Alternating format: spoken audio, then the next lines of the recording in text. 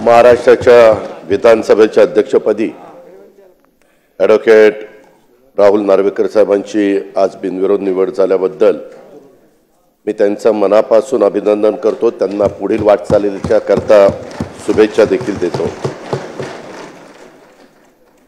त्यांची बिनविरोध निवड होण्यापाठीमागचं कारण म्हणजे त्यांच्यामध्ये नेतृत्व गुणांची, कार्यक्षमतेची आणि त्यांच्या अनुभवाची ही पोचपावती आहे असं म्हटलं तर काही चुकीचं ठरेल असं मला वाटत नाही। 15व्या विधानसभेत निवडून आलेल्या सर्व नवनिर्वाचित सदस्यांचा देखील मी आजच्या निमित्तानं मनापासून अभिनंदन करतो। त्या सर्वांना पुढच्या वाटचालीच्या करता शुभेच्छा देखील देतो। अध्यक्ष महोदय, खरं तर सभागृहाचे नेते देवेंद्रजींनी आणि उपमुख्यमंत्री एकनाथराव शिंदे साहेबांनी आपल्याबद्दल खूप काही त्या ठिकाणी सांगितलं। मला आठवतं राजकीय जीवनामध्ये जी 35 वर्षापूर्वी मी सुरुवात केली आणि त्यावेळेस आम्ही सभागृहामध्ये जयंत पाटील, आर पाटील, मी, दिलीप वळसे पाटील असे आम्ही 4-5 लोक 90च्या बॅचचे आलो आणि तेव्हापासून काम करत असताना मी नेहमी एक बघितलं की राज्यामध्ये वेगवेगळ्या भागामध्ये चांगले कार्यकर्ते आपल्यातनं पण तयार करायचे आणि दुसरे पण त्या ठिकाणी आपल्याकडे कसे येतील त्या ठिकाणी पाहायचं। तुमच्या राजकीय जीवनाला सुरुवात झाली त्यावेळेस तुम्ही शिवसेनेमध्ये होता। प्रवक्ता म्हणून तुमचं कामकाज आम्ही टीव्हीवर बघायचो, इतर ठिकाणी ऐकायचो आणि त्याच्यातनं एक दिवस मी आपल्याला म्हणालो की राहुलजी, आपल्याला पटो किंवा न पटो एक लोकसभेची जागा आहे, तिथं आपण उभं राहा। तुम्ही जरा नाही म्हणत होता परंतु मी फार आग्रह केला। वास्तविक त्यावेळेस मोदी साहेबांची लाट होती आणि त्या लाटेमध्ये मी म्हणणारे सगळे पराभूत झाले, परंतु तेव्हा मी आपल्याला असाही शब्द दिलेला होता की जर अपयश आलं तर तुम्हाला विधिमंडळामध्ये निश्चितपणे प्रतिनिधित्व देण्याची जबाबदारी आम्ही लोक घेऊ आणि तशा पद्धतीने जबाबदारी वरच्या सभागृहामध्ये तुम्ही त्या ठिकाणी पार पाडली। ही तुमची ह्या विधिमंडळातली सुरुवात। विधान परिषदेमध्ये आपण उत्तम काम करत होता। आपली वकिली अतिशय चांगल्या पद्धतीने प्रख्यात वकील म्हणून तुमची ओळख, अभ्यास मी त्या ठिकाणी पाहायचो। नंतरच्या काळामध्ये माझं जसं लक्ष असं असायचं तसंच लक्ष आमचे आत्ताचे मुख्यमंत्री त्यांचंही असतं आणि मी तुम्हाला तिकडनं इकडं आणलं, त्यांनी मला माझ्याकडनं त्यांच्याकडे घेऊन गेले आणि कुलाब्यातनं तुम्हाला उमेदवारी दिली। कुलाब्यात तुम्ही चांगल्या मताधिक्याने विजयी झाला। तसं बघितलं तर त्या मतदारसंघाची आत्ताच देवेंद्रजींनी साधारण ओळख सांगितली आणि तुमचं असणारं काम हे आम्ही सगळ्यांनी गेले काही दिवस बघतोय। पाठीमागच्या काळामध्ये आम्ही सरकारमध्ये असताना देवेंद्रजी ज्यावेळेस बोलायला उठायचे त्यावेळेस देवेंद्रजींच्या पाठीमागे बसून वेगवेगळ्या पद्धतीची माहिती, वेगवेगळ्या ह्याच्याबद्दल काही दाखले वेगवेगळे देण्याचा प्रयत्न देखील तुम्ही करायचा। अशा पद्धतीनं आम्ही सगळ्यांनी तुमचं काम बघितलंय। मागच्या वेळेस 2.5 वर्षांनी ज्यावेळेस एकनाथराव शिंदे साहेब राज्याचे मुख्यमंत्री झाले आणि त्यावेळेस तुम्हाला भारतीय जनता पक्षाच्यामुळं अध्यक्षपदाची संधी त्या ठिकाणी मिळाली। 2.5 वर्षापूर्वी विद्यमान उपमुख्यमंत्री एकनाथराव शिंदेंच्या नेतृत्वाखाली सरकार स्थापन झाल्यानंतर आपली निवड ही देवेंद्रजींनी आणि सगळ्या महायुतींनी केली आणि आज आपलं महाराष्ट्र विधानसभा ही देशाला दिशा देणारी विधानसभा आहे। या विधानसभेत जेव्हा कायदेशीर पेच प्रसंग उभा राहिला तेव्हा फक्त महाराष्ट्राचं लक्ष इथं नव्हतं, उभ्या भारताचं आणि विधिमंडळ जेवढी काही कामं करतात त्या सगळ्यांचं लक्ष तिथं होतं, कारण आपलं हे कायदेमंडळ आहे। तेव्हा अध्यक्ष महोदय, थोड्याशा मनाला वेदना व्हायच्या, कारण विरोधकांनी ताळतंत्र सोडून अध्यक्षांच्यावर वैयक्तिक टीका केलेली आम्ही त्यावेळेस पाहिली। पण अशा काळात देखील आपण आपला संयम न सोडता कायदेशीर प्रक्रिया पूर्ण करून ऐतिहासिक निकाल या बाबतीमध्ये दिला आणि आपण दाखवलेला संयम हा महाराष्ट्राच्या विधानसभेला परंपरेला साजेसा अशा प्रकारचा होता। आज या प्रसंगी बोलताना मला कुठलं राजकीय भाष्य करायचं नाही, परंतु मागील काळात एक नाही तर 2 राष्ट्रीय पक्षामध्ये त्या बाबतीमध्ये फूट झाली आणि हा मुद्दा संविधानिक होता, न्यायिक होता, संवेदनशील होता, परंतु आपण त्याचा फार बारकाईने अभ्यास केला, जसा उल्लेख सुरुवातीला मुख्यमंत्री महोदयांनी केला। आणि एक निष्णात वकील असल्यामुळे आपल्याला न्यायालयीन प्रक्रियेबद्दल दांडगा अनुभव होता आणि अनुभव आणि कायदेशीर विद्वत्ता यामुळे आपण अतिशय कौशल्याने हा विषय हाताळलेला सर्वांनी पाहिला। त्याच्यामुळेच आपल्याला याबद्दल जी कमिटी केली त्याचं अध्यक्षपद देण्याचा निर्णय लोकसभेचे अध्यक्ष महोदयांनी घेतला। 14व्या विधानसभेचे अध्यक्ष ज्यावेळेस आपण निवड झाली आणि झाल्यानंतर आपण केलेलं भाषणामध्ये त्यावेळेस तुम्ही म्हणाला होता की the speaker has to speak less and listen more. गेल्या 2.5 वर्षाच्या काळात आपण हे वाक्य खरं करून दाखवलं, हे आम्ही सगळ्यांनी पाहिलेलं आहे। मी त्याच्याबद्दल आपलं खरोखरीच मनापासून अभिनंदन करतो, मनापासून कौतुक करतो। अध्यक्ष महोदय, मगाशी बोलत असताना एकनाथराव शिंदे साहेबांनी पण काही भूमिका इथं मांडण्याचा प्रयत्न केला। त्यावेळेस समोरचे म्हणाले की बाबा इथं अध्यक्षांचं अभिनंदन असताना हे मुद्दे कसे येतात, परंतु अध्यक्ष महोदय हे कायदे मंडळ आहे। शेवटी इथं ज्या ज्या गोष्टी घडतात, आज सभागृहाचे नेते काय बोलले, समोरचे लोक काय बोलले, इतर सहकारी काय बोलले, निवडणुकीच्या काळामध्ये आपण सगळ्यांनी बघितलं अध्यक्ष महोदय, अनेक जण स्टेजवर संविधान हातामध्ये घ्यायचे। संविधान हातामध्ये घेतलं म्हणजे संविधानाबद्दल आदर वाटतो का? आणि जे संविधान हातामध्ये घेत नाही त्यांचा आदर नाहीये का? असं नाहीये। प्रत्येक बाबतीमध्ये संविधान दिनाच्या संदर्भातली सुरुवात आणि इतर दाखले हे मगाशी इथं दिलेले आहेत, परंतु सर्वांना संविधानाच्या बद्दल तरतुदी त्यांनी एकतर त्याच्यामध्ये नुसतंच हातात घेतलं।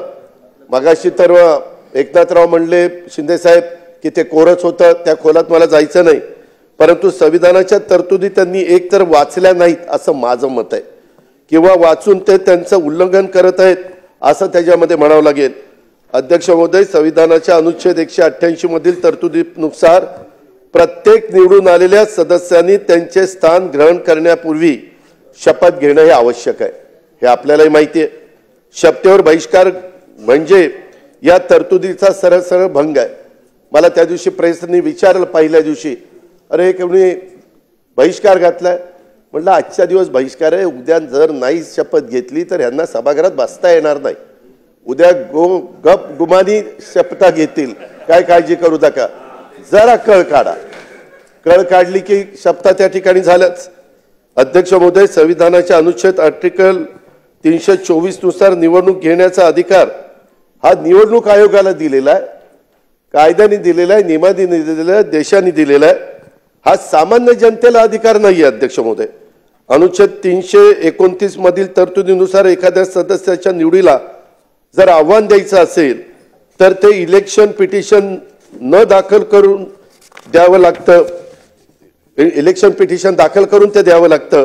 या संविधानातील मार्गाचा वापर करणं आवश्यक आहे। उगीच काहीतरी स्टँडबाजी करायची, मार्कडवाडी करता आम्हालाही आपलेपणा आहे, प्रेम आहे, जिव्हाळा आहे, पण कारण नसताना एक असा भाऊ करायचा। एक तर कधीतरी लक्षामध्ये घ्या की आपला करेक्ट कार्यक्रम झालेला आहे, त्याच्यामध्ये आपल्याला जनतेने नाकारलेलं आहे। त्यामध्ये जर आकडे काढायचं म्हटलं तर इतक्या मोठ्या प्रमाणावर म्हणजे 48% महायुतीला मत आहेत आणि 33% समोरच्यांना मत आहेत। आता एवढा फरक असल्यानंतर दारुण पराभव होणार, तरी देखील काही ना काही आकडे, मी आज त्याच्याबद्दल जास्त बोलणार नाही, नागपूरच्या अधिवेशनामध्ये मी सांगित, काही काहींनी सांगितलेलं आहे हे इतके मतं मिळाली आणि मग इतके निवडून आले आणि त्यांचे इतके मिळाले, ते सगळं मी दाखवीन, सभागृहालाही दाखवीन, सभागृहाच्या माध्यमातून महाराष्ट्रालाही दाखवीन। आमची बाजू खरी आहे, त्याच्यामध्ये कुठेही खोट नाहीये। जनतेने आमच्यावर विश्वास दिलेला आहे आणि या विश्वासाला आम्ही पण अध्यक्ष महोदय, ज्यावेळेस 5 महिन्यापूर्वी लोकसभेच्या निवडणुका झाल्या त्यावेळेस महायुतीला 42 पॉइंट काही टक्के मतं होती आणि आघाडीला 43% मतं होती। 0.6% फरक होता, पॉइंट म्हणजे अर्धा टक्क्याच्या आतच। तरी देखील आमच्या जागा किती आल्या? आमच्या जागा 17 आल्या आणि यांच्या जागा 31 आल्या। आम्ही रडत नाही बसलो, ठीक आहे, जनतेचा कौल आहे, तेव्हा ईव्हीएम कसं चांगलं वाटत होतं, तेव्हा गारगार वाटायचं, ईव्हीएम चांगलं वाटायचं. आणि आता गारगार वाटतंय का गरम वाटतंय तर तुमचं तुम्हीच बघा. अध्यक्ष महोदय, संविधानाच्या भाग 3 मध्ये तुमचं आमचं सर्वांचं नागरिक म्हणून मूलभूत हक्क नमूद केलेले आहेत. त्यात भाषण स्वातंत्र्य, इतरही अनेक स्वातंत्र्य आहेत. त्यात नमूद केलेले हक्क देणं शासनावर बंधनकारक आहे. त्यात कुठेही समांतरपणे पुन्हा निवडणूक घेण्याचा हक्क नाही. संविधानातील त्या यंत्रणाचे अधिकार, मग ते न्यायालय असो, निवडणूक आयोग असो, त्यांनीच ते वापरले पाहिजेत. नाही तर अराजक माझे घटनेचे शिल्पकार डॉक्टर बाबासाहेब आंबेडकरांनी हे ओळखूनच प्रत्येकाचे अधिकार व अन्याय झाला तर न्यायासाठी प्रक्रिया ठरवून दिलेली आहे, तिचा वापर त्या ठिकाणी केला पाहिजे. त्या प्रकारे न्याय मागण्याचा प्रयत्न अध्यक्ष महोदय केला पाहिजे. आज आपण ज्या पदावर बसलेला आहेत, मला एका गोष्टीची जाणीव आहे की सभागृहामध्ये संख्या जर बघितली, अध्यक्ष महोदय 62ला म्हणतात की 222 समोर सत्ताधारी पक्षाचे होते आणि बाकीचे विरोधी पक्षाचे होते.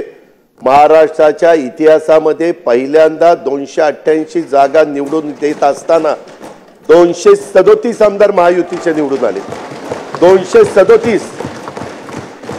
अनेकांच्या लाटा आल्या, अनेकांच्या लाटा गेल्या, परंतु इतकं निर्विवादपणे बहुमत कुणालाही मिळालेलं नव्हतं. अरे मान्य करा, आता कुठेतरी डोळे उघडा. लोकही म्हणतील की काय चाललंय यांचं, किती दिवस रडीचा डाव खेळणार आहे. खुल्या मनाने आम्ही जसं लोकसभेला खुल्या मनाने मान्य केलं आणि नंतर पुन्हा तिघांनी ठरवलं की आता पुन्हा लोकांच्या समोर जायचंय, आमदार तर निवडून आले पाहिजेत, सरकारशिवाय निर्णय घेता येत नाही. आणि त्याच्यातनं आम्ही लाडकी बहीण आली. लाडक्या बहिणीनं आम्हाला सगळ्यांना इथं बसवलं, हे लक्षात ठेवा. जे आहे ते आहे, मान्य करायला शिकलं पाहिजे.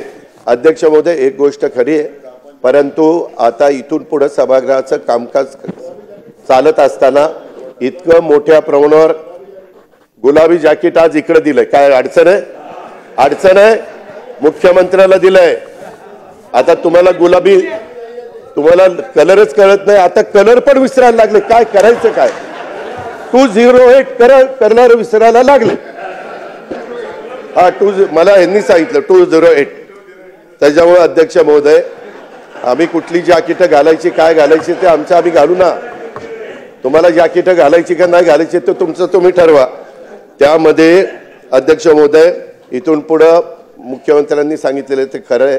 अध्यक्ष महोदय, खूप जण आम्ही तुमचं चेंबर बघायचो, आम्हाला ते चांगलं वाटलं, तुम्ही लगेच मुख्यमंत्र्यांचं केलं, नंतर आमच्या दोघांची केली, म्हणजे उपमुख्यमंत्र्यांची. पण बाकीचे म्हणतात काय आम्ही काय घोडी मारलीत का? काम चालू आहे. इतरांचे पहिला ग्राउंड फ्लोअर झालंय, आपल्याप्रमाणे माझंही काम चालू असतं. मग हरकत नाही, ते काम चालू आहे तर आम्ही कुठेही निधीची कमतरता पडून देणार नाही. अध्यक्ष महोदय, काही काही गोष्टी सभागृहातल्या लोकांच्या करता, सन्माननीय सदस्यांच्या करता ह्या झाल्या पाहिजेत. कधी कधी आपण लक्षात घेत नाही, परंतु मनोरा आमदार निवास हे वेळेमध्ये पूर्ण करण्याच्या करता ह्या बाकीच्या सगळ्या आमदारांच्या करता फार गरजेचं आहे. आपण अतिशय चांगला प्लॅन केलाय, त्याच्याबद्दल दुमत नाही अध्यक्ष महोदय, परंतु विक्रमी वेळेत ते पूर्ण व्हावं आणि लवकरात लवकर सगळ्या आमदारांना दोन्ही बाजूच्या चांगल्या दर्जाच्या निवासाची व्यवस्था त्या ठिकाणी व्हावी, अशा प्रकारची अपेक्षा मी या निमित्तानं या ठिकाणी करतो. एकंदरीतच आपली आज विधानसभेच्या अध्यक्षपदी बिनविरोध निवड झाल्यामुळं त्यांच्या व्यक्तिमत्वावरील सर्वपक्षीय विश्वासाचं हे दर्शन आहे. मी त्याच्याबद्दल विरोधी पक्षाच्या पण सन्माननीय सदस्यांचा, त्यांच्या गटनेत्यांचा पण आभार मानतो की ही निवडणूक बिनविरोध करण्याच्या करता त्यांनी पण मनाचा मोठेपणा दाखवला. निर्विवादपणे आपण निवडून येणार होता ही तर काळ्या दगडावरची रेघ आहे, पण तरी देखील त्याच्यात एक मनाचा मोठेपणा ह्या समोरच्यांनी दाखवला, त्याबद्दल मी त्यांनाही धन्यवाद देईल. अध्यक्ष महोदय, आपल्या नेतृत्वाखाली आपल्या विधानसभेचं काम अधिक परिणामकारक आणि लोकहितकारी होईल याबद्दल आमच्या कुणाच्याही मनामध्ये तिळमात्र शंका नाही. मी पुन्हा एकदा आपलं अभिनंदन करतो. तुम्हाला पुढच्या वाटचालीच्या करता मनापासून शुभेच्छा देतो. धन्यवाद आणि थांबतो. देश विदेशातील प्रत्येक घडामोडींचे लाईव्ह अपडेट मिळवण्यासाठी आता साम टीव्हीच्या सर्व सोशल मीडिया प्लॅटफॉर्मला लाईक, फॉलो आणि सबस्क्राईब करा. तसंच सर्व नोटिफिकेशनसाठी बेल आयकॉन प्रेस करायला विसरू नका.